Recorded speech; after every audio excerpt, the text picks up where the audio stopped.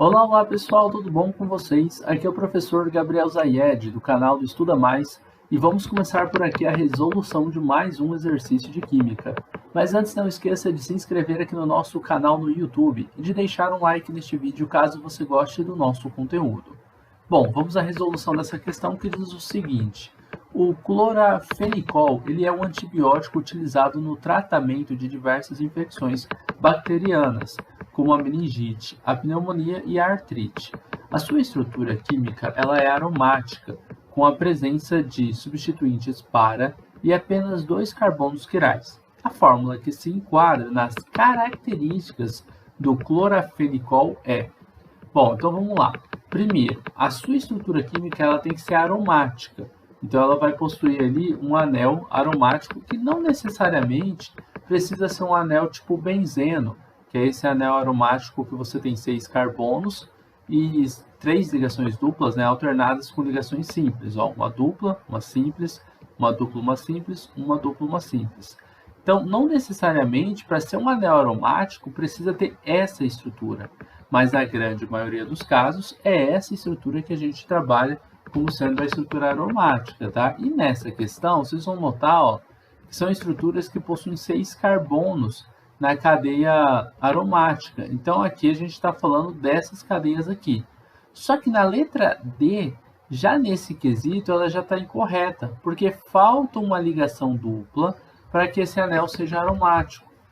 O anel aromático ele precisa ter ligações duplas e simples alternadas. E aqui nós temos dupla, simples, simples, simples, dupla. Opa, esse anel aqui não é aromático.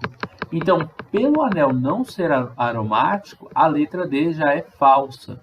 A gente já exclui ela, tá? Vamos dar uma olhadinha nas outras. Ó, todas possuem anéis aromáticos. Com relação a isso, tá tudo certo. Agora, com a presença de substituintes para. O que são substituintes para?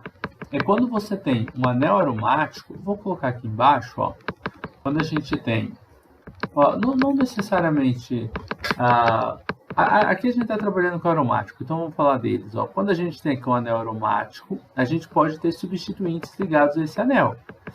Então vamos supor que aqui em cima eu coloco um substituinte X.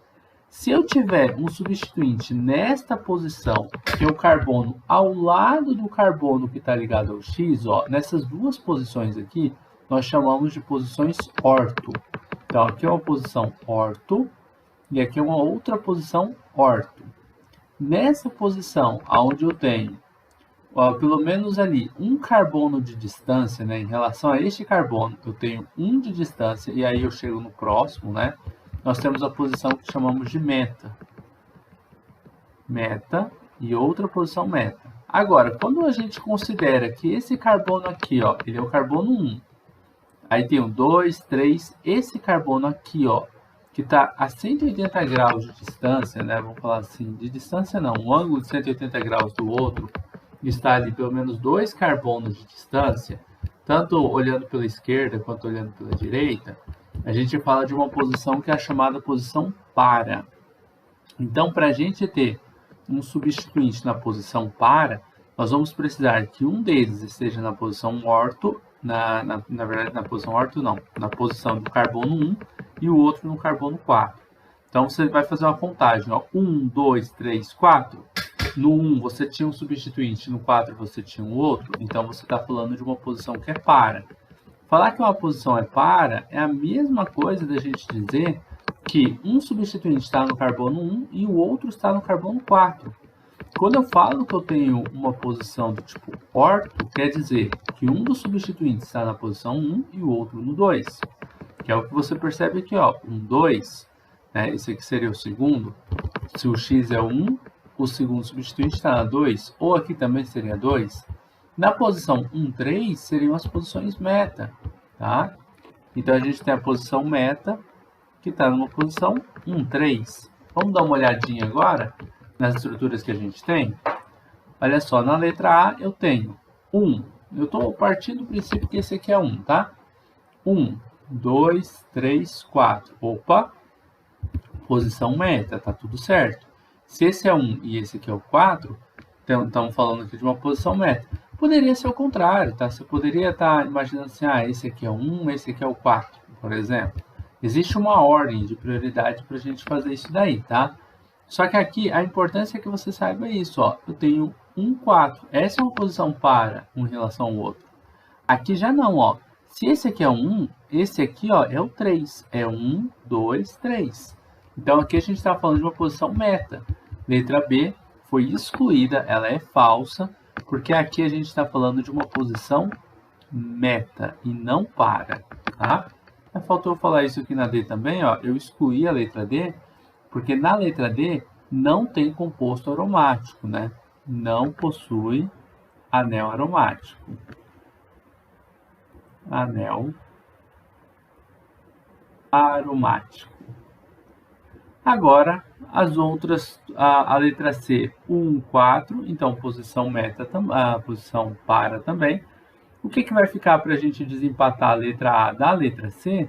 Vai ser o último quesito, né? Ele diz para a gente que os dois carbonos têm que ser quirais.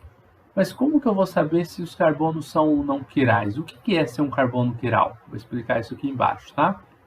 Então, com relação a carbonos quirais, a gente está falando, ó, carbono quiral. Ele é o que, né? A gente está falando de um carbono que tem 4 substituintes diferentes. Eu vou anotar isso. É um carbono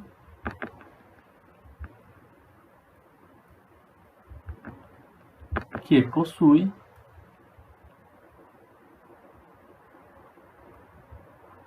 4 ligantes diferentes entre si. Ligantes diferentes.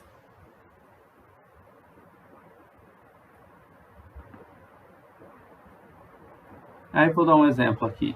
Eu tenho um átomo de carbono, ele está ligado a um composto X, a um composto Y, a um composto, sei lá, F e a um composto T.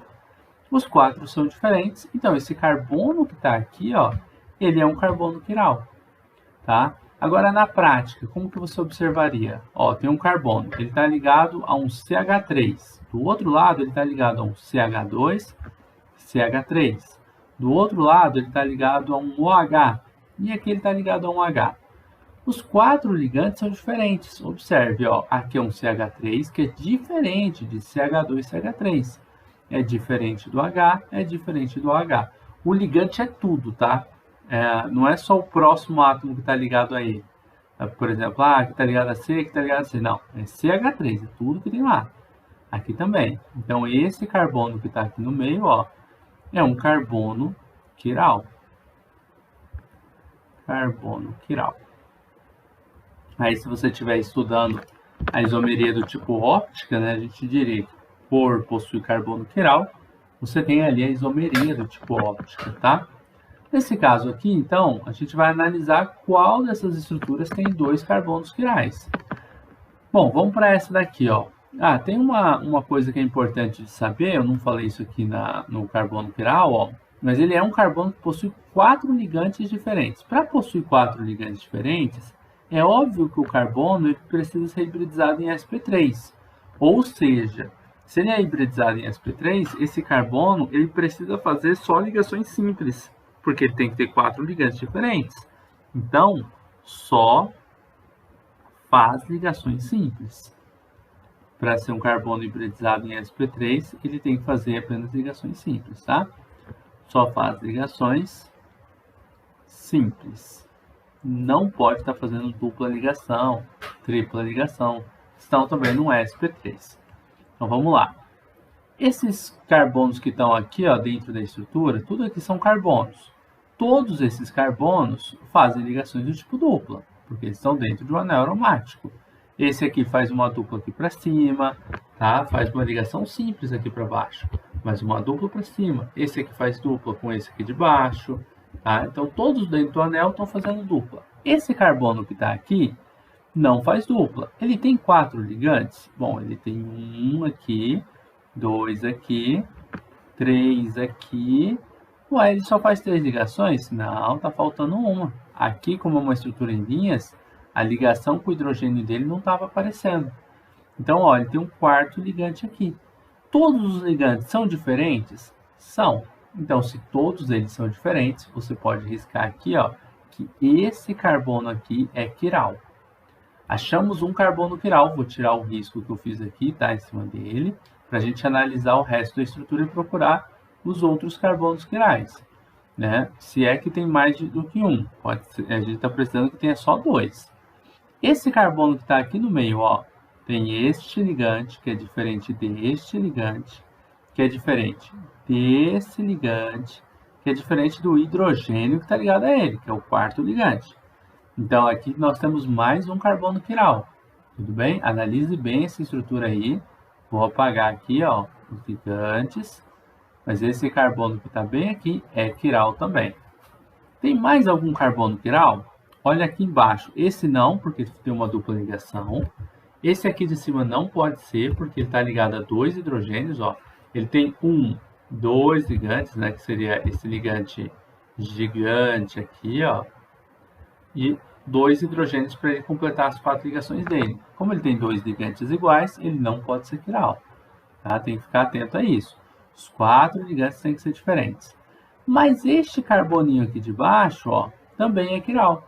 Porque ele está ligado de um lado ao quê? A um CH3, do outro lado a um Cl, do outro lado ele vai estar ligado a toda essa estrutura aqui, que é um ligante dele, e ele precisa também ser ligado ao hidrogênio para que ele tenha as 4 ligações.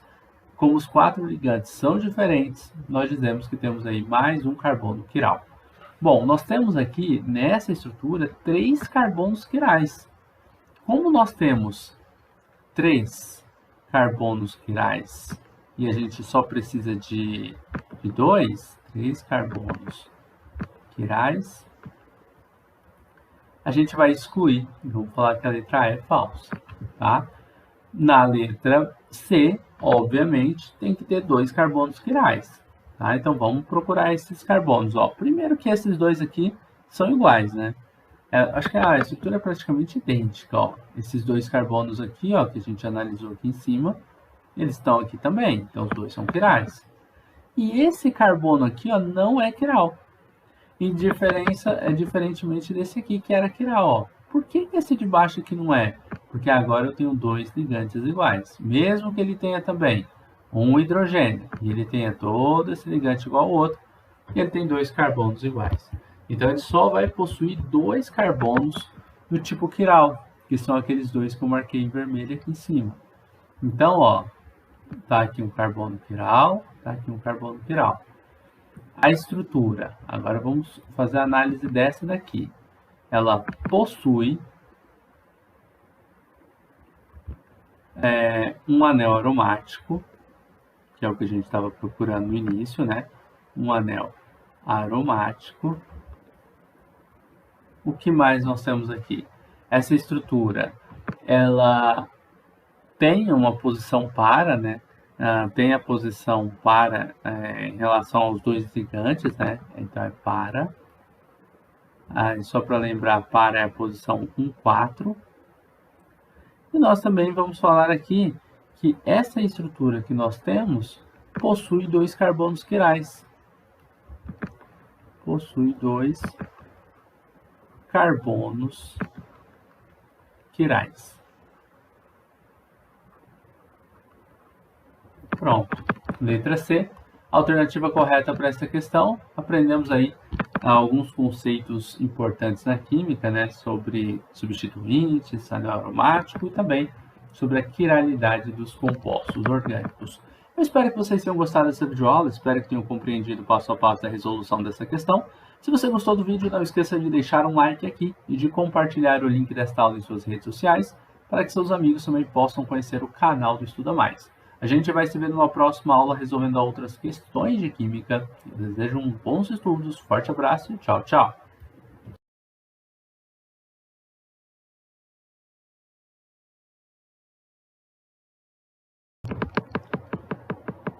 Olá pessoal, tudo bom com vocês? Aqui é o professor Gabriel Zayed, do canal do Estuda Mais, e vamos começar por aqui a resolução de mais um exercício de química. Mas antes não esqueça de se inscrever aqui no nosso canal no YouTube e de deixar um like neste vídeo caso você goste do nosso conteúdo. Vamos à resolução dessa questão, que diz o seguinte: a cromatografia em camada fina é um método conveniente para monitorar o progresso de uma reação. A produção do fluorenol é um exemplo dessa aplicação, por meio da qual se utiliza como reagente de partida a fluorenona e os reagentes metanol e borohidreto de sódio, conforme descrito na equação química a seguir. Temos aqui uma equação química e vem a pergunta: nessa etapa da reação, a equação química mostra que ocorrerá. Aí temos as nossas afirmações. Bom, vamos dar uma analisada na equação química. Eu vou abrir um pouquinho aqui essa estrutura e a gente vai analisar o que está acontecendo por essa reação. Bom, printei aqui a estrutura, olha só.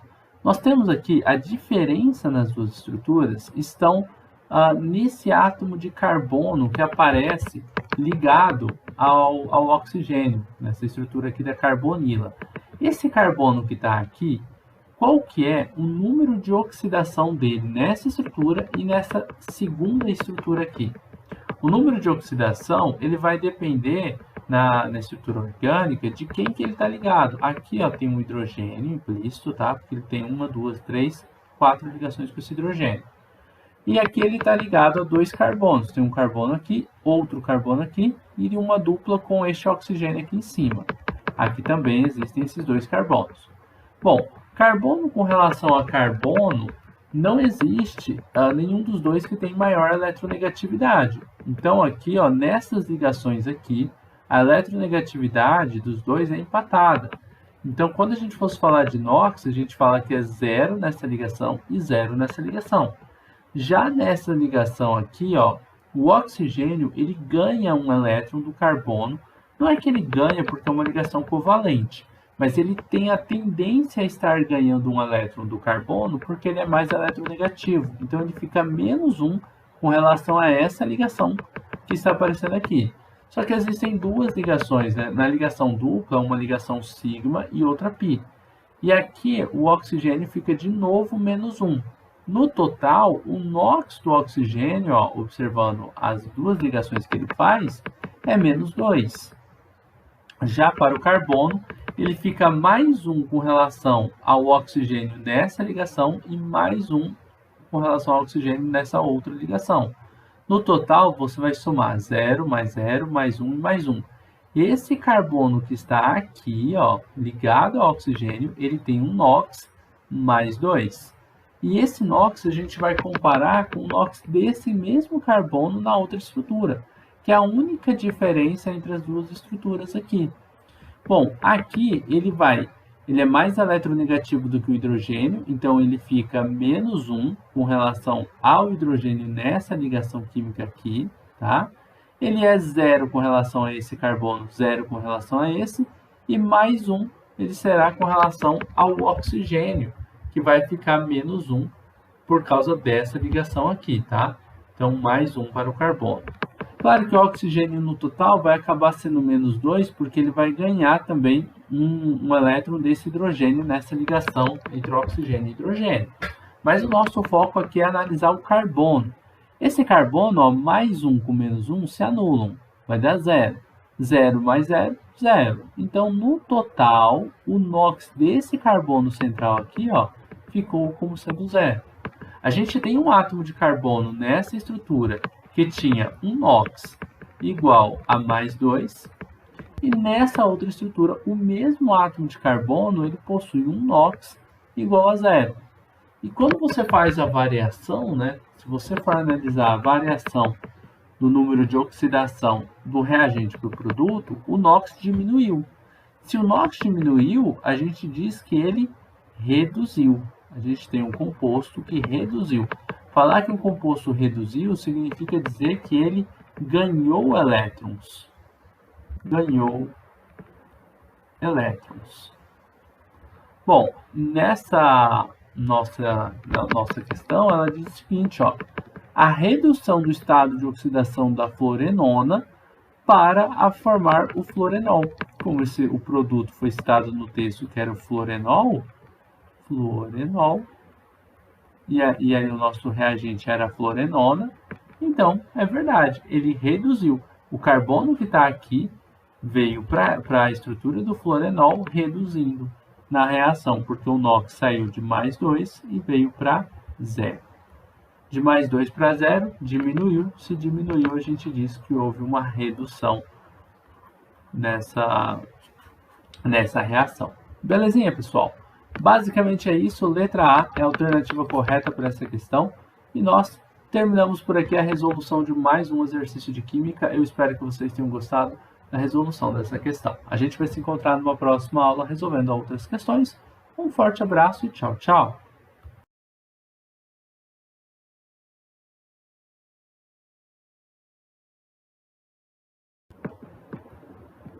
Olá pessoal, tudo bom com vocês? Aqui é o professor Gabriel Zayed do canal do Estuda Mais e vamos começar por aqui a resolução de mais um exercício de química. Mas antes não esqueça de se inscrever aqui no nosso canal no YouTube e de deixar um like neste vídeo caso você goste do nosso conteúdo. Bom, vamos à resolução dessa questão que diz o seguinte. Segundo a Fundação Internacional de Osteoporose, o Brasil é o 47º no ranking de consumo de cálcio, cuja média do brasileiro é de 500 mg por dia. Sabe-se que um adolescente deve ingerir 1.300 mg do nutriente por dia. A constante de Avogadro está aqui, 6,02 vezes 10 elevado a 23 mol, tá? É o número de átomos, de partículas que a gente tem para cada mol.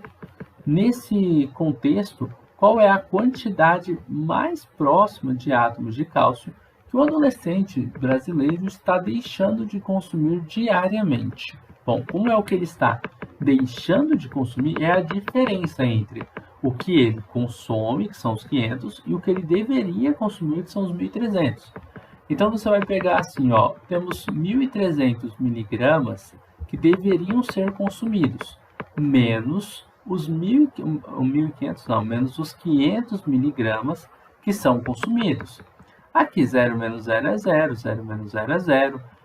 Podemos já fazer direto, 13 menos 5 vai dar 8. Então temos 800 miligramas que deixam de ser consumidos pelos jovens do Brasil, tá?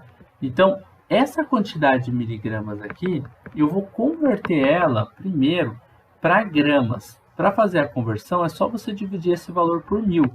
Aí você vai chegar no valor de 0,8 gramas de cálcio que não estão sendo consumidos pelo brasileiro, tá? Pelo jovem brasileiro, que deveriam ser. Aí, a gente vai fazer o seguinte.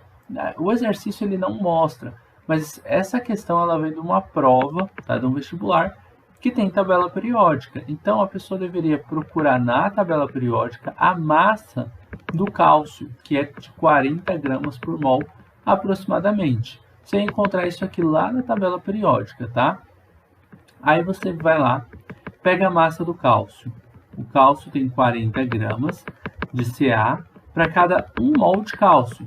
Como a gente sabe que em 1 mol de cálcio a gente tem essa quantidade de partículas, eu vou arredondar 6,02 vezes 10 a 23 para 6 vezes 10 elevado a 23. É aproximadamente esse valor, tá? Essa é a quantidade de átomos de cálcio que a gente tem consumidas em 40 gramas de cálcio. Isso daqui a gente tira a partir da massa molar. Observe, a massa molar diz o seguinte para a gente, que a gente tem 40 gramas por mol, para cada mol. Só que o exercício também lembra a gente que quando a gente trabalha com 1 mol, a quantidade de 1 mol é igual a 6 vezes 10 elevado a 23 partículas. Por que aqui eu não estou querendo calcular o número de mols? Porque o exercício pergunta para a gente, ó, nesse contexto, né, qual a quantidade mais próxima de átomos de cálcio. Então, eu já estou fazendo direto uma relação entre a massa que a gente tem do cálcio, na tabela periódica, com o número de átomos que a gente teria de cálcio. Agora, essa massa do cálcio, ela diz para a gente que nós temos essa quantidade de átomos de cálcio. Só que a massa real que deixou de ser consumida é essa aqui, 0,8 gramas de cálcio. Então, você tem que colocar aqui abaixo.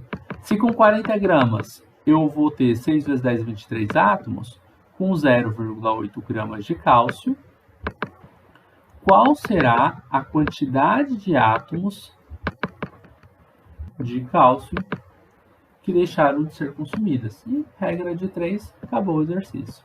Bem tranquilo, né? Aqui você pode fazer o seguinte, ó. Se eu pegasse esse 40 e eu dividisse esse 40, por exemplo, pelo 0,8, né? Se eu fosse fazer essa divisão aqui, eu chegaria no valor de 50, né? Ou seja, o 0,8 multiplicado por 50 dá 40, ou 40 dividido por 50 dá 0,8. Você poderia pegar esse valor aqui e dividir por 50 para chegar de maneira mais rápida no valor do x, ou fazer a regra de 3 tradicional, 40 vezes x, aí você chega no mesmo valor, tá? E 0,8 vezes 6 vezes 10 elevado a 23. 40 vezes x, vai se repetir aqui. 0,8 vezes 6, ó, você pode utilizar o valor 8 vezes 10 elevado a menos 1, vezes 6 vezes 10 elevado a 23. Porque aqui você vai ter 8 multiplicado por 6, que dá 48. O vezes 10 a menos 1 com vezes 10 a 23, você vai conservar a base e somar os expoentes. Então, vai ficar 48 vezes 10 a 22, que você vai dividir por 40. Isso daqui vai ser igual a x. Só peguei o 40 e passei dividindo para o outro lado da equação, tá? Por isso que ele apareceu ali embaixo.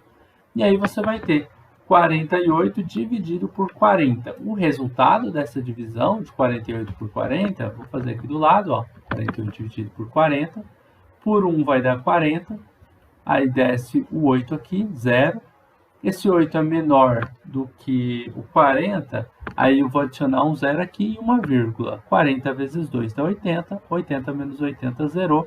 Então, 48 dividido por 40 vai dar 1,2 vezes 10 elevado a 22. Tá? Esse 10 a 22 não dividiu com ninguém aqui, ele só se mantém. Esse número aqui é o número de átomos que a gente tem de cálcio naquela massa de cálcio que não tinha sido consumida, né, pelos jovens brasileiros. É basicamente esse o resultado da questão. 1,2 vezes 10 a 22, letra A, é o gabarito dessa questão. Bom, pessoal, basicamente é isso. Fizemos aqui um cálculo estequiométrico, né? Espero que vocês tenham compreendido a resolução dessa questão de química. Um exercício bem legal. Se vocês gostaram, não esqueçam de deixar um like aqui e de compartilhar o link dessa aula em suas redes sociais para que seus amigos também possam conhecer o canal do Estuda Mais. A gente vai se ver numa próxima aula. Um forte abraço e tchau, tchau!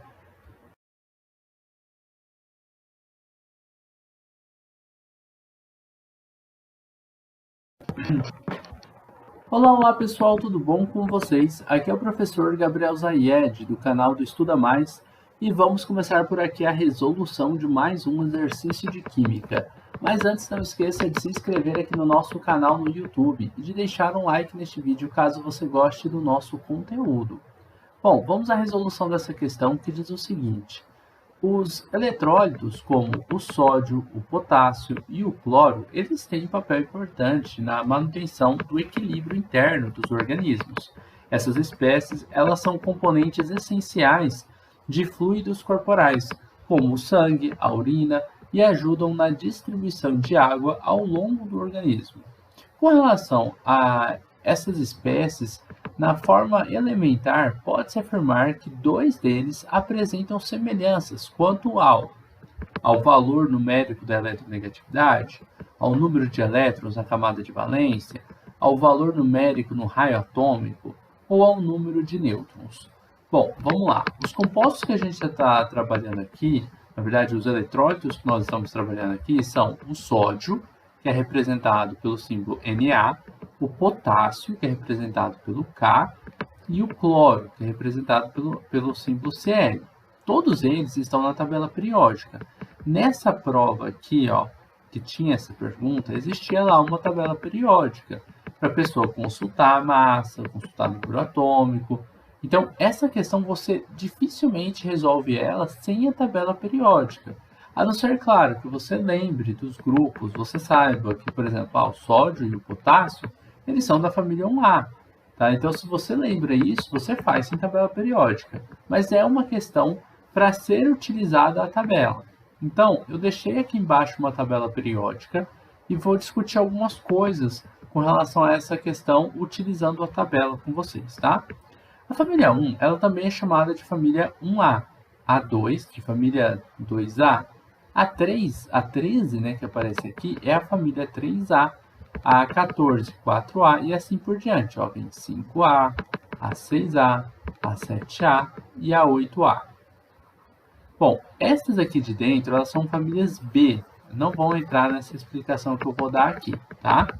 Nas famílias A, a gente tem aqui, na família 1A, todos os elementos dela possuem na sua camada de valência um elétron. Na 2A, todos os elementos possuem 2 elétrons. Na 3A, 3. Na 4A, 4. Na 5A, 5 elétrons. Na 6A, ó, oxigênio tem quantos elétrons na camada de valência? 6. Esses elétrons que eu estou falando são na camada de valência, tá? Então, todos aqui, ó, possuem um elétron na camada de valência. 2 elétrons na valência. 5 elétrons na camada de valência. 6 elétrons. 7 elétrons. 8 elétrons, ok? Basicamente, só observando a coluna que você está na tabela periódica, você já sabe quantos elétrons o elemento tem na camada de valência. E com essa informação, você percebe aqui que o sódio e o potássio estão na mesma família, na família 1A, então os dois possuem um elétron na camada de valência. Aqui você já terminaria a questão sabendo disso, tá? Esses dois aqui têm o mesmo número de elétrons, no caso, um elétron na camada de valência dos dois. Aqui, ó, um elétron na camada de valência. A questão já acabou aqui, só que a gente vai fazer uma análise de uma forma diferente. Vamos supor que nessa prova fosse dado para você um número atômico, por exemplo, do sódio, tá, que é 11, e fosse dado o número atômico do potássio. O número atômico você encontra aqui embaixo, ó. Na verdade, nessa tabela eles colocaram acima, ó. O número atômico do lítio é 3, ó. O número atômico do sódio é 11, do potássio é 19, tá? Do potássio, o número atômico é 19. Você teria que fazer a distribuição eletrônica. Aquela distribuição, tipo assim, 1s2, 2s2, 2p6, 3s1. Aí vamos para o potássio, a distribuição eletrônica dele. 1s2, 2s2, 2p6, 3s2, 3p, aqui ó, na camada, aqui a gente já tem aqui ó, 10 elétrons, 12, se eu colocar 3p6, eu cheguei em 18, né? Aqui eu preciso de mais um, então é 4s1, aí chegou em 19. Observe que na camada de valência, a gente tem aqui ó, um elétron. O elétron da camada de valência ele é representado aqui em cima, ó. Então, os dois possuem um elétron na camada de valência. Essa é uma forma de você resolver se você não tivesse a tabela, mas se você tivesse os números atômicos, que aí você ia precisar desses valores aqui. Com a tabela, é claro, você pode consultar os números também, né? E você vai acabar chegando na mesma conclusão do que se você soubesse, né, que a família 1 é a 1A, que tem um elétron na camada de valência. Então, se você não tivesse aquela informação, daria para fazer por esse outro método. Agora, a distribuição eletrônica, ela confunde muita gente porque utiliza do diagrama de Linus-Pauling, mas não é um diagrama tão difícil de ser analisado.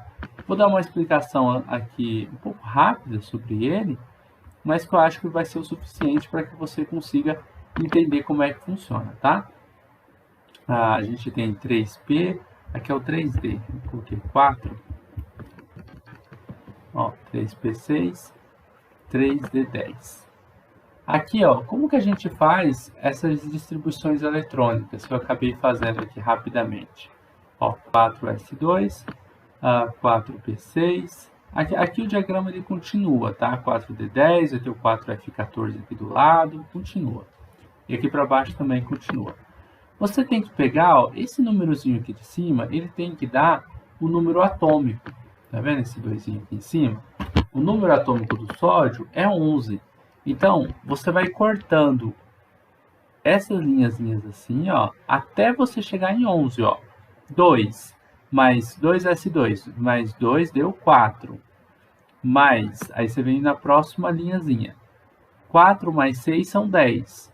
Aí vem no 3s2. Só que o 3s2 você não pode usar os dois, senão vai dar 12.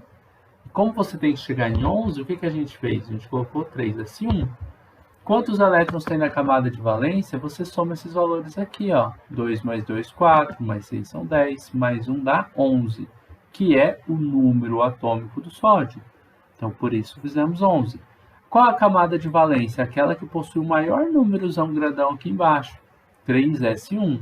Tem quantos elétrons? 1 elétron na camada de valência. Tá? E aqui embaixo você faz da mesma forma, só que chegamos em 4s1 porque eu tinha que chegar até 19 e não até 11. Observe. 1s2, aí você tem que analisar que o que eu risco aqui, ó, é o que está escrito aqui no início, ó, 1s2. Aí depois vem 2s2, está aqui. Depois, 2p6, 3s2. 2p6, 3s2. E tem que ir contando os números de elétrons aqui em cima para ver se chegou em 19, tá? Depois temos do 3p6 e temos o 4s2. Só que o 4s2 eu não usei os dois, só usei um elétron aqui para chegar em 19. Observe, 2 mais 2 são 4, mais 6 é 10, mais 2 é 12, mais 6 é 18, mais 1, 19. Então, chegamos aqui, ó, em 19 elétrons no total. Mas na camada de valência, que é essa última camada que aparece aqui, ó, tem um elétron ali em cima e um elétron aqui em cima. Então, nessa questão, o valor numérico de eletronegatividade ele só é igual para átomos que são do mesmo elemento químico, tá? Carbono com carbono, o germânio com o próprio germânio, e assim em diante.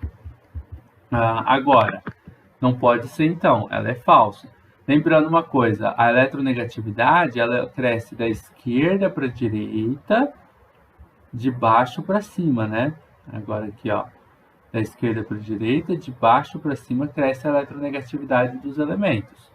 Essa daqui é falsa. Os elementos que a gente está analisando, ó, sódio, potássio, o sódio ele é mais eletronegativo do que o potássio, porque ele está mais acima do que o potássio. E o cloro que está aqui desse lado, que é mais eletronegativo do que os dois, porque ele está muito mais ó, à direita do que os outros dois, tá bom? Então, essa primeira é falsa. O número de elétrons na camada de valência é verdadeiro, falei sem a distribuição eletrônica e com ela, tá? Para você fazer essa análise. O valor numérico do raio, o raio ele tem uma tendência periódica de estar diminuindo, né? É diferente da eletronegatividade, né? Enquanto a eletronegatividade cresce nesse sentido, o raio ele diminui nesse sentido das setas. O raio ele é maior da direita para a esquerda, de cima para baixo, né? Então isso aqui a gente chama de tendências periódicas. É bom conhecer elas, que isso aí mata bem os exercícios, tá? De tabela periódica. O valor numérico do raio atômico é falso, tá? O número de nêutrons é falso também. Aqui eu não precisei chegar a fazer esse cálculo, mas o número de nêutrons você pegaria, por exemplo, qual que é o número de massa do sódio? 23. O número atômico, 11. Só subtrairia 23 menos 11. Aí você chegaria no número de nêutrons, dá 12. No caso do potássio, a gente tinha lá em cima 39, né? Menos 19. 39 menos 19. É o 39 que está aqui em cima? Aqui, ó, é o número de massa. 39 menos 19 dá 20. Número de nêutrons 20. E aí você vai fazendo essas continhas aqui. A mesma coisa para o cloro, mas a gente precisa saber qual é o isótopo do cloro que a gente vai estar trabalhando, tá? Então, não daria certo, tá? Nenhum deles iam bater o mesmo número de nêutrons. O do cloro aqui ele está com o número quebrado, mas aí tem o isótopo 36, por exemplo, do cloro. Se fosse o 36 menos o 17, você estaria trabalhando com o número 19. Então não bateria com esses outros aqui também, tá? Isso aí vai depender do isótopo. questão meio que nem queria que você utilizasse isso, porque pela tabela lá você não conseguiria chegar nesse cálculo, tá? Bom, então essas daqui são falsos, A, C e D, e a letra B é realmente o gabarito para este exercício, tá bom? Terminamos por aqui a resolução de mais um exercício de química. Eu espero que vocês tenham compreendido, espero que tenham gostado da resolução dessa questão. Se vocês gostaram, não esqueçam de deixar um like aqui e de compartilhar o link desta aula em suas redes sociais para que seus amigos também possam conhecer o canal do Estuda Mais. Forte abraço, até a nossa próxima aula. Tchau, tchau.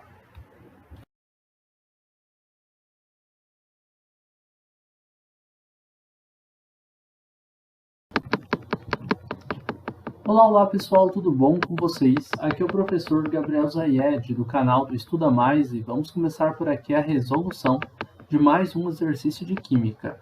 Mas antes não esqueça de se inscrever aqui no nosso canal no YouTube e de deixar um like neste vídeo caso você goste do nosso conteúdo. Bom, vamos à resolução deste exercício que diz o seguinte: o macrófago é uma célula de defesa do organismo que atua no sistema imunológico.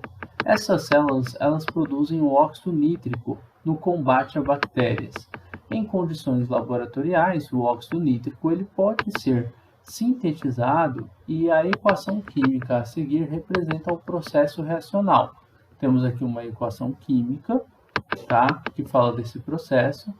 A variação da entalpia envolvida na síntese do óxido nítrico ela pode ser obtida por meio da combinação das seguintes equações químicas. Aqui a gente vai utilizar a lei de Hess para, com essas equações, a gente conseguir montar essa equação aqui. Porque nessas equações de baixo a gente tem variações de entalpia. E aí a gente, somando essas variações de entalpia, a gente acaba calculando qual seria a variação de entalpia, o ΔH, dessa reação de cima. A gente vai precisar descobrir isso nesse exercício, tá? Sabendo-se que na síntese do óxido nítrico foram consumidos 5,5 gramas de N2O, qual é o valor da variação de entalpia mais próximo em quilojoules ocorrido nesse processo? E aí nós temos as alternativas. Bom, a princípio, a única coisa que você precisa fazer é, olhando essas equações que a gente tem aqui abaixo, ó, faz o seguinte, note que você tem três equações e essas equações somadas vão dar essa equação total que nós temos aqui em cima. Por exemplo, nós temos aqui ó, o N2O. Esse N2O ele aparece do lado dos reagentes aqui embaixo ou do lado dos produtos? Você vai notar que ele aparece aqui do lado dos reagentes. Só que aqui você tem duas vezes o N2O. E aqui na equação que a gente quer montar, a gente só tem uma vez o N2O. Então, você tem que pegar essa equação que o N2O aparece, e observe que ele aparece só nessa aqui, e dividir essa equação toda por 2. E aí você vai ter o 1N2O, que é a mesma coisa que você tem aqui em cima. Tem mais alguma coisa que você tem lá na equação acima? Ó, você tem o NO2. O NO2 ele aparece aqui, ó, do lado dos produtos dessa reação. Se você inverter a reação, você consegue o NO2 do lado dos reagentes igual ele está aqui em cima. Só que você também tem que dividir por 2 essa reação, porque eu só tenho 1 de NO2. Então aqui eu precisaria ter 1 do NO2. O que eu vou fazer? Eu vou pegar o valor que eu tenho aqui e dividir ele por 2 também, tá? Então, nós vamos inverter a nossa equação química e vamos, além de inverter, dividir o ΔH dela por 2. E dividir por 2 toda a equação. A equação de cima tem NO aqui do lado dos produtos. Aqui a gente tem o NO. Tem 3 aqui, 2 aqui. Mas um dos NO está aqui também, ó. Lembrando que aqui eu vou dividir por 2, então aqui vai ser 1 NO. E eu vou inverter ele, vou jogar ele lá para o lado dos produtos. Então vai acabar que eu já vou ter os 3 NOs. Pronto, acabou o exercício assim, bem simples. Basicamente, você pode chegar e apenas fazer o seguinte, ó. Se você quiser fazer sem montar as equações, você já poderia pegar os ΔHs que você tem, tá? Ó, o ΔH dessa reação aqui é 180,7. O ΔH da equação de baixo, a gente vai ter que dividir ele por 2, né? Então, a gente tem 113 1 dividido por 2, que seria 56,55, para a gente somar. E o ΔH da terceira reação, é um ΔH que está negativo, que é de menos 163,2, e que vai dividir por 2 também. Você pode fazer esse cálculo aí, que vai dar menos 81,6, ou 81,60. Somando estes valores, você vai chegar no resultado do ΔH que a gente quer encontrar aqui em cima. Esses dois aqui a gente vai somar, né? E depois você vai acabar subtraindo desse aqui de baixo. Então, você pode fazer, eu vou fazer aqui direto, ó, 180,7 mais 56,55, daria 237,25, isso aqui está positivo, menos 81,60. Subtraindo 81,60 desse valor, você chega no resultado de 155,65 kJ. Esse aqui, ó, é o ΔH dessa reação aqui de cima que a gente estava procurando. Daí em diante, você poderia direto fazer o cálculo estequiométrico. Eu vou montar aquelas três reações para mostrar que a partir delas, fazendo isso aqui, ó, a gente chega nessa reação. Mas o cálculo já está feito. Então a gente tem aqui o seguinte, o N2. Ó, a equação de cima eu não fiz nada com ela, né? Só deixei N2 mais O2. Eu vou copiar a reação, só que sem colocar aqui as unidades de medida, tá? E os valores também, eu vou acabar não copiando esses valores que estão aqui, porque eu já utilizei eles aqui do lado. Então vamos só para a equação. Vai formar 2GNO. A equação de baixo eu tive que inverter ela, né? Então ficou, copio primeiro o 2NO2, e dividir por 2. Como eu dividi por 2, eu não vou pôr 2NO2, eu vou pôr apenas NO2 produzindo aqui. Aí nós temos o 2NO mais O2. Então vai aqui 2NO. Só que esse 2 também do NO, a gente tem que lembrar disso. Ó. Como eu estou dizendo que eu vou dividir por 2, isso aqui vira 1, isso aqui vira meio, e isso aqui vira 1. Então, na hora de copiar, tem que estar esperto. Então, virou NO mais meio de O2. Vamos para a última. Na última, eu só dividir por 2. Então, tudo você vai jogar pela metade. Ó. Aqui vai ser 1, aqui vai ser 1 e aqui vai ser meio. Então, vai ser N2O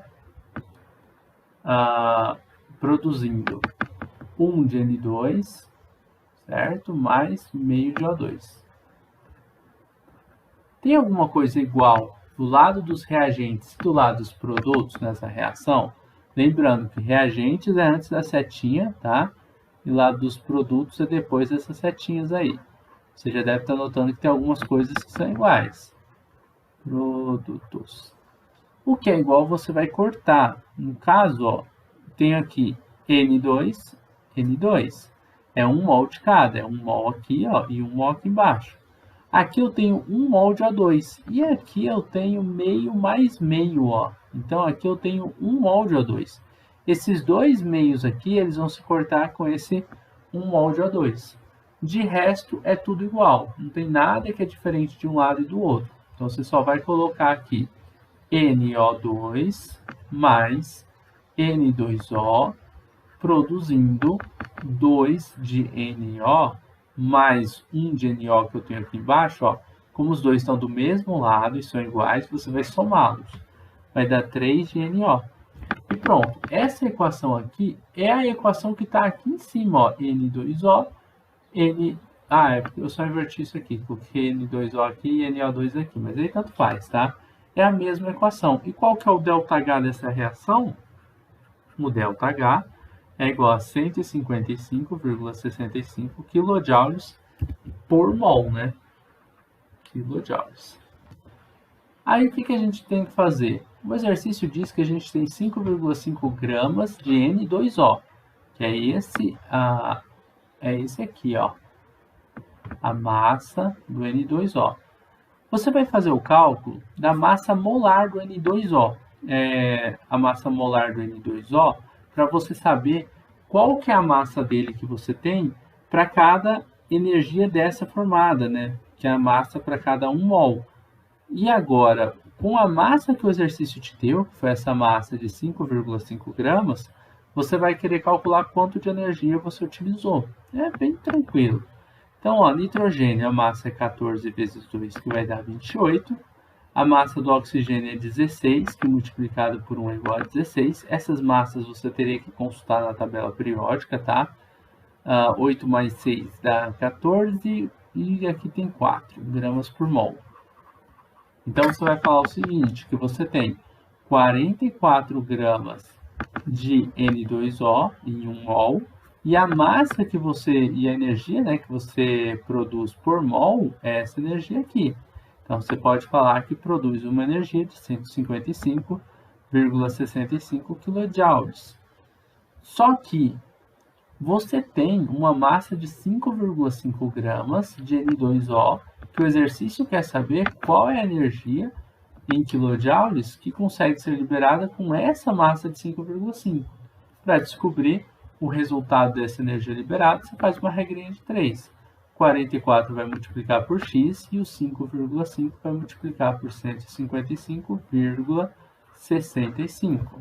E aí nós vamos ter 5,5 vezes 155,65, que dá 856,075.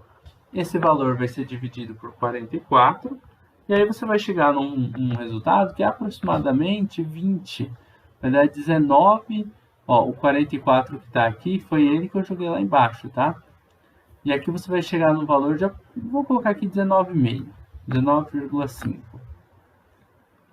Que é aproximadamente igual a 20 kJ de energia que foram liberados. Belezinha? Aí nós temos aqui nas alternativas, ó, essa energia de 20 kJ que foi liberada na letra A. Então, basicamente, o que você precisava fazer aqui? Utilizar a lei de Hess para você conseguir qual foi o ΔH dessa reação aqui de cima. Para conseguir isso, você analisa as reações embaixo e faz com elas as operações que você precisa para transformar essas equações, depois de somadas, nessa equação que você tem aqui acima. Isso foi feito, e foi feito 2 vezes. Uma para os valores, e a outra vez a gente fez isso com a própria equação para mostrar, né, para demonstrar que ela vira a equação de cima. Agora, você descobriu que essa energia era liberada para cada 1 mol de N2O que a gente utilizava. E 1 mol, qual que é a massa que a gente tem dele? A massa molar, é a massa de 44 gramas. Aí a gente fala assim, com essa massa, a gente produz essa energia aqui. Mas a massa que eu tenho, que o exercício me deu, foi essa massa de baixo. Então, qual vai ser a energia produzida? A partir da regra de 3, descobrimos que é de aproximadamente igual a 20 kJ essa energia que foi produzida, ok? Bom, pessoal, terminamos por aqui a resolução de mais um exercício de Química. Espero que vocês tenham gostado dessa videoaula. Espero que tenham compreendido passo a passo a resolução dessa questão. A gente vai se encontrar numa próxima aula resolvendo outras questões de Química. Um forte abraço e tchau, tchau!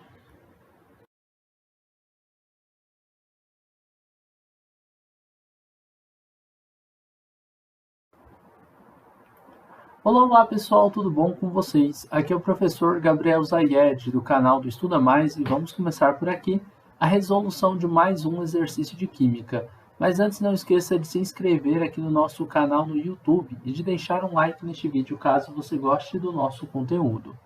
O ácido acético CH3COOH ele é o principal componente do vinagre, sendo responsável por seu sabor azedo. Um frasco de vinagre ele contém 1 litro de uma solução e a legislação brasileira estabelece que o teor mínimo do ácido acético é de 4% massa por volume. Além do seu uso no vinagre, o ácido acético ele pode ser utilizado em laboratórios como ácido fraco. Sobre a força do ácido acético, em cada 1000 moléculas de ácido acético dissolvidas, apenas 13 moléculas sofrem ionização. Considerando apenas o ácido acético como componente do vinagre, qual é o valor mais próximo da concentração de íons H+, em mols por litro presente nesse frasco, né? Bom, pessoal, aqui, como dados do exercício, a gente tem um volume que é de 1 litro desse frasco, foi passado aqui, ó, tá? Ele fala para a gente que nós temos uma porcentagem de 4% de massa por volume, ou seja, nós temos uma massa que seria ali de 4 gramas de soluto. O soluto, no caso, é o ácido acético, para cada 100 ml, que seriam 100% ali, ó, do vinagre. Então, essa porcentagem aqui ela é importante que você saiba, porque a partir dela a gente consegue descobrir qual que é a massa que a gente tem do soluto. Lembrando que o soluto que a gente está falando aqui, ó, é o ácido acético, tá? E o ácido acético junto com água, eles formam o vinagre. Se eu tenho 1000 ml do vinagre, que foi passado na questão, que a gente tem 1 litro de solução, e a solução é o vinagre, qual seria a massa em gramas de soluto que a gente vai ter? Daqui para cá, eu multipliquei por 10, né? Eu aumentei 10 vezes. Então, de 4 para x é só você multiplicar por 10 e aumentar 10 vezes também. X vai ser igual a 40 gramas de soluto, então 40 gramas de ácido acético, que é o CH3COOH. Pronto, descobrimos a massa dele. Para a gente descobrir qual é a concentração de íons H+, vai partir da concentração molar que a gente tem também do próprio ácido acético. A concentração molar é a massa dividida pela massa molar multiplicada pelo volume. Aqui está faltando a gente descobrir a massa molar do ácido acético. Então a gente vai começar com esse passo. Então vamos lá. Esse primeiro passo aqui foi para a gente descobrir qual seria a massa do ácido acético. Segundo, a gente vai calcular a massa molar do ácido acético para a gente poder fazer o cálculo da sua concentração molar. Lembrando que massa molar é medida nas unidades de grama por mol. O ácido acético ele tem fórmula CH3COOH. A gente pode compactar isso numa fórmula molecular, sendo C2H4O2. Observe que nós temos 4 hidrogênios, 2 oxigênios, tá? Para montar a nossa fórmula, a nossa massa, né? A gente separa os elementos químicos que temos dentro da molécula, as suas massas, a massa do carbono 12, do oxigênio 16 e do hidrogênio 1. Lembrando que essas massas você consultaria na tabela periódica, tá? A questão não passa, mas essa prova aqui, ela tinha tabela periódica, então era só fazer a consulta e multiplicar pela quantidade de átomos, essa massa, que cada um dos elementos tem dentro da molécula. Então, o carbono aparece 2 vezes, você vai multiplicar 12 vezes 2, que dá 24. O oxigênio, ele aparece... Opa, aqui eu fiz trocado. A massa do hidrogênio é 1 e a massa do oxigênio é 16. Então, o oxigênio que está aqui embaixo, ele aparece 2 vezes. E o hidrogênio que está aqui em cima aparece 4 vezes. 1 vezes 4 dá 4. 16 vezes 2, 32. Somando essas massas, a gente encontra a massa molar da molécula. 4 mais 4 é 8, mais 2 vai dar 10. Aqui 3 mais 3 é 6, então são 60 gramas por mol a massa molar do ácido acético. Terceiro passo dessa nossa conta seria calcular a molaridade ou concentração molar, tá? A molaridade a gente calcula com aquela fórmula que eu estava colocando ali, ó. Concentração molar vai ser a massa, primeiro por a fórmula, acho que é melhor. A massa dividida pela massa molar vezes o volume. Os dois aqui, ó, são do soluto. Então a gente tem a concentração molar igual a massa, que são os 40 gramas, dividido por 60 gramas por mol, multiplicado pelo volume da solução, né, que é aquele volume de 1 litro. Aqui a gente vai ter 60 vezes 1, que vai dar o próprio 60. Concentração molar vai ser igual a 40 gramas, dividido por 60 gramas por mol, vezes litro. Aqui grama corta com grama, mol e litro vão trocar de posição, né, na hora dessa divisão, porque eles vão subir. E a gente vai ter concentração molar sendo igual Aqui eu posso cortar 0 com 0. 4 dividido por 6 vai dar uma dízima, né? Vai dar 0,6666 infinitamente. Você pode arredondar e colocar 0,67 mol por litro. E aqui você tem a sua concentração molar. Essa concentração molar, ela vai dizer para a gente quanto que a gente tem do ácido acético em mol por litro. E a gente já tinha visto o seguinte, que se a gente tem 1 mol de ácido acético nesse litro de solução, é uma coisa que, deixa eu mostrar aqui em cima que a gente tinha visto. A gente tinha visto o seguinte, que a cada 1000 moléculas, na verdade, de ácido acético, 13 delas sofrem ionização. Se 1000 moléculas, 13 sofrem ionização, você pode falar que em 0,67 mols, você tem 1000 moléculas do ácido acético. Ou você pode colocar aqui mol por litro também, que a gente acha como concentração para o H+. Em 13 moléculas do H+, qual seria a quantidade em mol por litro de H+, que nós teríamos? Regra de 3 para descobrir isso, tá? E aí você tem que x vai ser igual a 0,67 multiplicado por 13, daria 8,71, e dividido por 1000, daria 8,71 vezes 10 elevado a menos 3, que é a mesma coisa de dizer 0,00123, é isso mesmo, 8, 7. Para tirar esse 7 daqui, eu vou arredondar o 8 para 9, tá? Vamos arredondar aqui, só arredondei daqui para cá. E aí fica 0,009 mol por litro de H+. E pronto. Porque essa quantidade de partículas aqui, é ionizada, é formada de íons. Os íons que a gente tem são 2.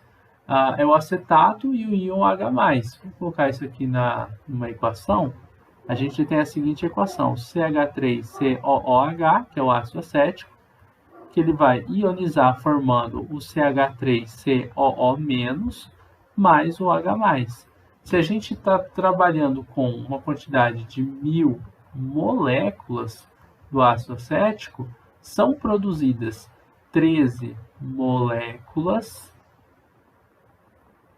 dos dois íons, deste e deste. E como a gente quer saber a quantidade de mol por litro, a concentração molar do hidrogênio, nessas 13 moléculas, a gente tem uma concentração molar de 0,009 mols por litro. Então, 0,009 mol por litro é o resultado aqui da concentração molar de hidrogênio de H+, que nós temos nessa solução. Belezinha, pessoal? Basicamente é isso. Terminamos aqui a resolução deste exercício. Vamos dar uma olhadinha lá no gabarito da questão. O gabarito vai ter que ser aqui a letra C de casa, tá? A gente vai se encontrar numa próxima aula resolvendo outras questões. Eu desejo bons estudos para vocês. Um forte abraço e tchau, tchau.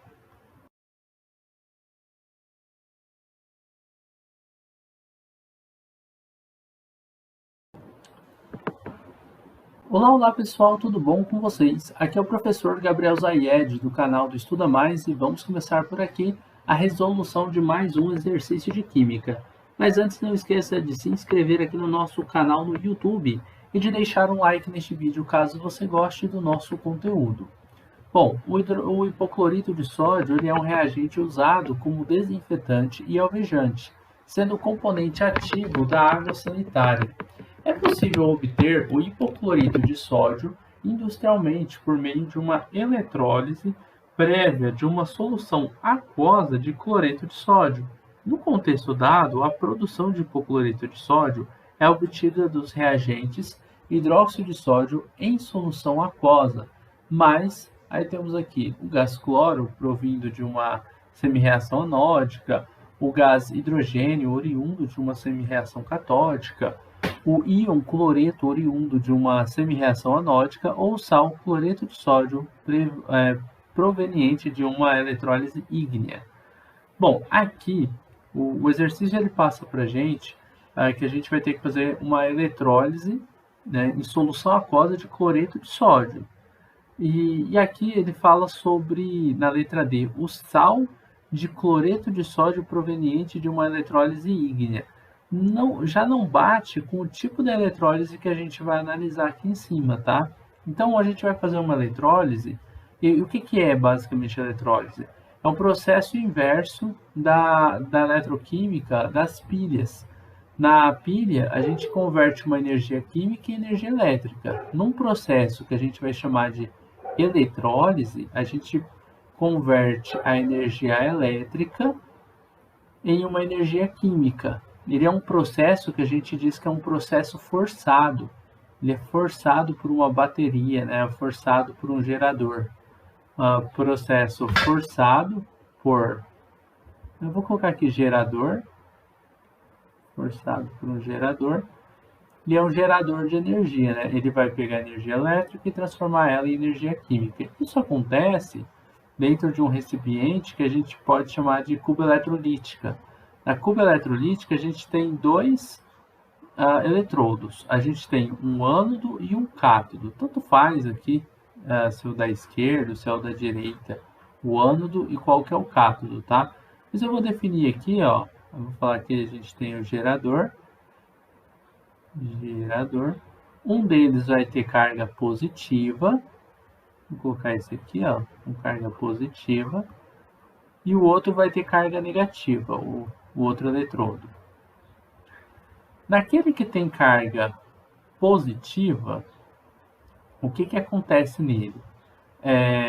Os átomos eles vão para ele para perder ou para ganhar carga. Você tem que pensar assim, ó, se um átomo ele é negativo, ele quer vir para o cara positivo, porque ele se atrai pela carga positiva.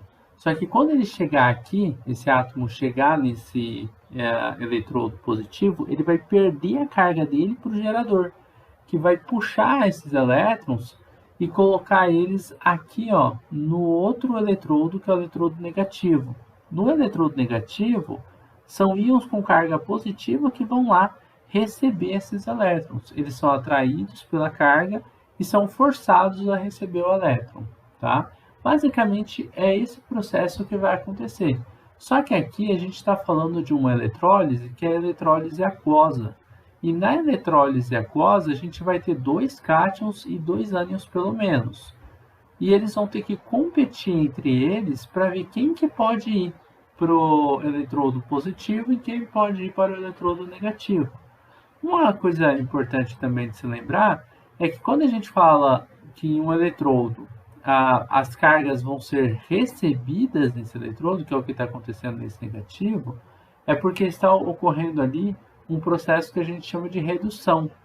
E onde ocorre a redução é no cátodo. Então aqui, ó, o cátodo, ocorre nele a redução. Isso aqui também acontecia nas pilhas, né?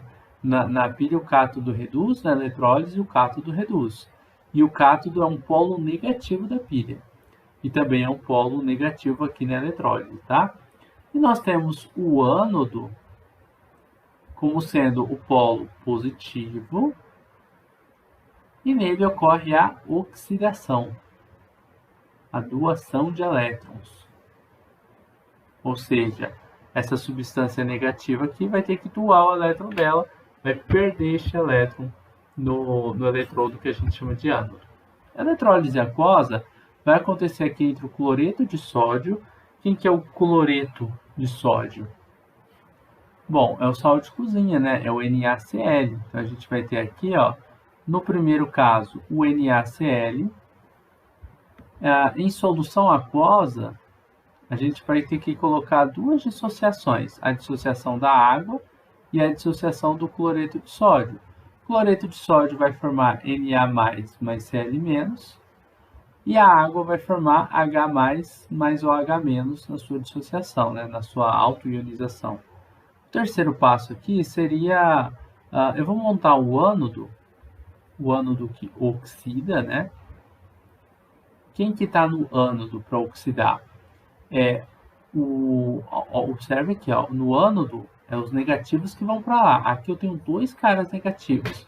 Quais deles que a gente pode colocar aqui, ó, indo para o ânodo, você tem uma competição para você descobrir isso. Nessa competição, o OH- ele só ganha de íons oxigenados, ânions oxigenados, como por exemplo, CO3-2, SO4 também 2-, ele ganha do NO3-, são todos ânions oxigenados, e ganha dos fluoretos, né? Se você tivesse F- aqui, tá? Agora, quando você fala em cloreto, o cloreto ele tem preferência com relação à hidroxila. Então, o cloreto ele ganha da hidroxila e é ele que vai para o ânodo, tá? Você tem aqui, ó, vou colocar na eletrólise, quem são suas cargas negativas? Você tem o Cl- e você tem o OH-. Deles é mais fácil tirar elétrons do cloreto, por isso que ele vem primeiro, por isso que ele ganha na competição do OH-. O H+, ele ganha da família 1A e 2A da tabela periódica, no caso, o sódio é da família 1A, então o H+ ganha dele na competição, e é o H+ que vai ter que vir para cá, ó. O Na+, que era estava junto com o cloro, ele vai ficar em solução. Então, o H+ e o Cl- que vão para o cátodo e para o ânodo, tá bom? Respectivamente nessa ordem. Então, o quarto, ó, vou montar o cátodo, onde ocorre a redução. Na oxidação, o que a gente vai colocar lá? O Cl-, produzindo 2 elétrons mais Cl2. É que ele precisa formar cloro gasoso, que é o Cl2. Então, a gente precisaria ter aqui, ó, 2 mols de cloreto, 2 mols de Cl-. O H+, ele ganhando 2 mols de elétrons, ele pode formar o H2. Claro que também preciso ter 2 mols de hidrogênio aqui. Pelo balanceamento, se eu tenho 2 mols de H+ aqui, eles vieram da solução, eles vieram desse H+ aqui. Então, eu preciso ter 2 mols dele aqui, que vieram de 2 águas, que geraram 2 OH-. A mesma coisa para o Cl-.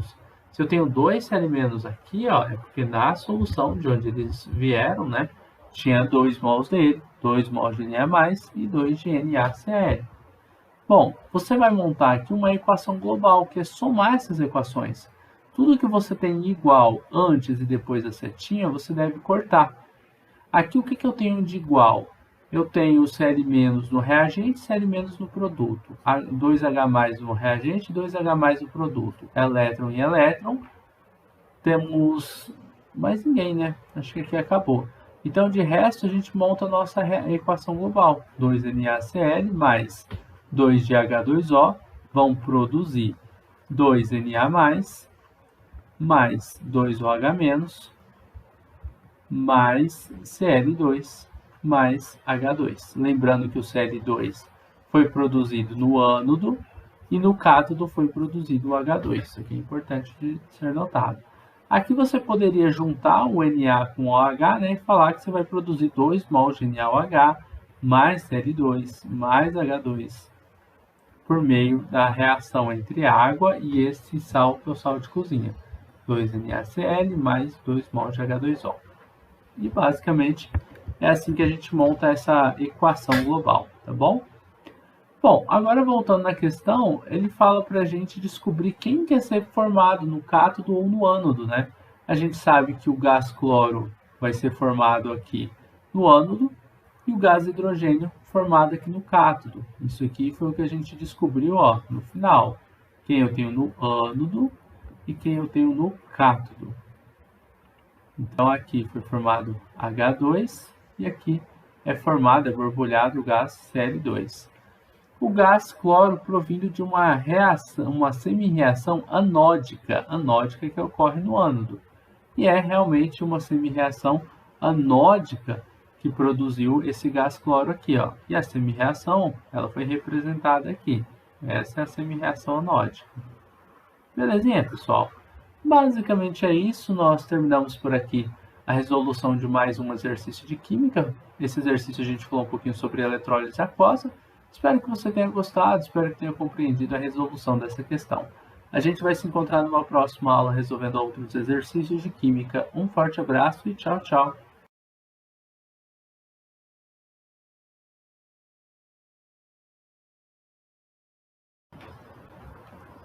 Olá, olá pessoal, tudo bom com vocês? Aqui é o professor Gabriel Zayed, do canal do Estuda Mais, e vamos começar por aqui a resolução de mais um exercício de Química. Mas antes, não esqueça de se inscrever aqui no nosso canal no YouTube e de deixar aqui um like neste vídeo se você gostar do nosso conteúdo. Vamos à resolução dessa questão que diz o seguinte: os dentes são essenciais para uma boa mastigação e digestão dos alimentos. É necessário que os dentes sejam resistentes ao ponto de suportarem os alimentos que são mastigados. A composição química predominante dos dentes é o mineral hidroxiapatita, cuja fórmula é Ca5PO4,3OH. Qual é a principal razão de os dentes serem sólidos e rígidos? Bom, sólido e rígido. Quando a gente pensa isso aqui, ó, olhando para uma fórmula na química, a gente está falando daqueles que possuem ligações químicas mais fortes. Que no caso da hidroxiapatita, observe que o Ca, o cálcio, ele é um metal e ele está ligado a metais. Ele tem dois grupos aí de ametais, né? Mas nós temos aqui, ó, o fosfato, que é o PO4, 3-. Esse daqui é o nosso fosfato. E nós temos também, ligado aí a esse composto, o grupo hidroxila, né? Esse OH-.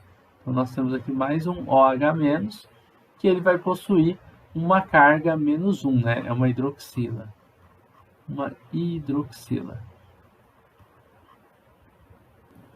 No total, essas cargas todas elas se estabilizam, tá? Porque você tem o Ca, que tem uma carga 2+ aparecendo 5 vezes, então no total aqui você tem uma carga mais 10.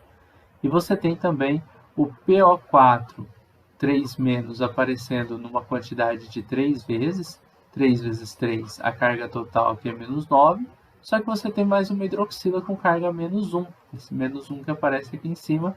Então no total, ó, dá -10 mais 10, que vai dar a carga 0, que é a carga do composto hidroxiapatita, tá?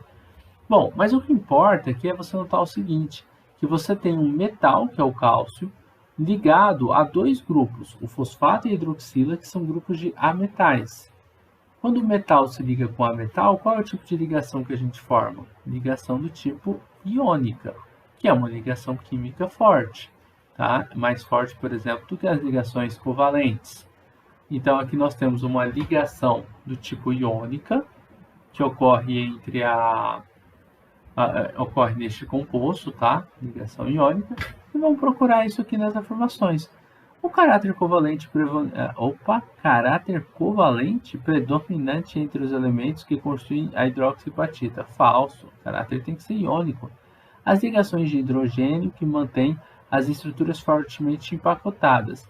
Falso, tá? Embora tenha hidroxila, não é isso que faz a força desse composto, tá? Faz com que esse composto seja um sólido e rígido. A forte atração entre seus íons de cargas opostas, um é positivo, outro negativo, que mantém rígido o mineral. Verdadeira, letra C. A letra D fala que a ausência de um equilíbrio químico na dissociação dos íons na presença de saliva, e isso é falso, pois existe aí sim esse equilíbrio. Então aqui, ó, a gente tem como gabarito dessa questão, letra C, como sendo a alternativa correta. Bom, pessoal, basicamente é isso, um exercício que fala sobre ligações químicas. Espero que vocês tenham compreendido e gostado da resolução dessa questão. A gente vai se encontrar numa próxima aula, resolvendo outras questões de química. Um forte abraço e tchau, tchau!